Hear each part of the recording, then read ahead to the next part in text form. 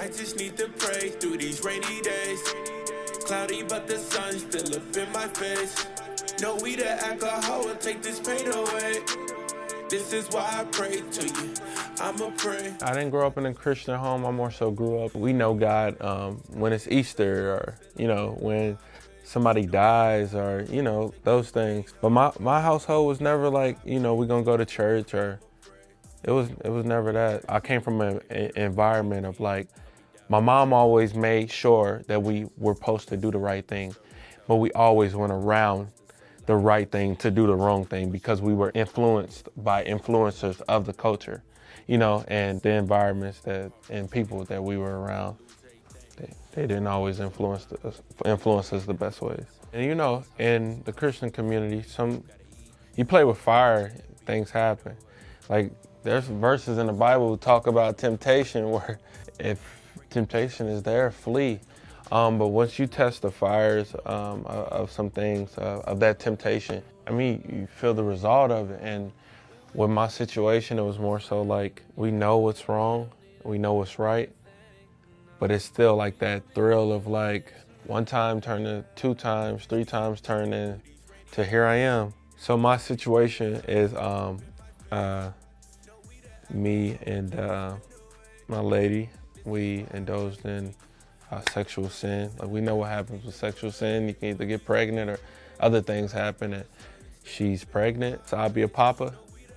And I'm excited, but I'm also getting through that phase of like, I've been dealt with God. I've been dealt with the church, the shame and all that. But now it's growing and embracing the blessing and turning the direction and light back to Jesus and what he can do. When you do fall in sin, it is okay to confess to your brothers and sisters. If this was a perfect world and sin didn't exist, not saying that I'm happy that I sinned or whatever, but I'm also like, God wouldn't be God if we didn't have to go through those life learning lessons. I asked for forgiveness, I repented, and I feel like once you repent, you grow from it, you turn away, and that's where God really moves. If he looks at the repentant heart.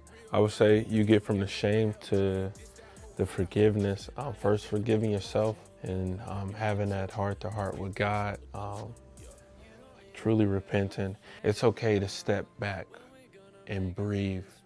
It's okay to identify that this is what happened.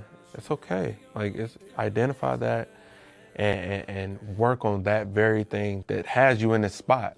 Like, work on that very thing and identify with it, handle it, and then step back up to the plate, with a more clear vision. Like, God, I'm back on course. My vision is clear. My eyes are on you. Use me, God. Use me. I know for a fact that this story, it's going to help somebody. It's going to shake the Christian community. Like, that could have been me.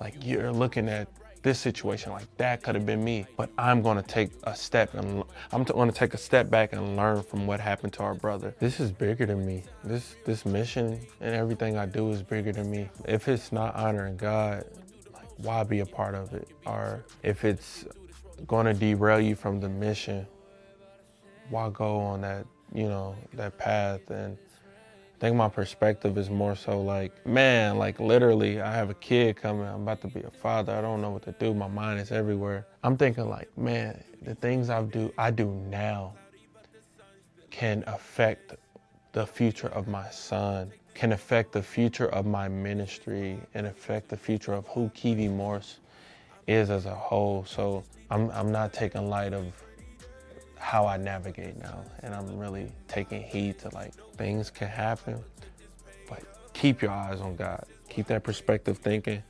alive and know that, man, it's gonna be hard, but you got this. You got this.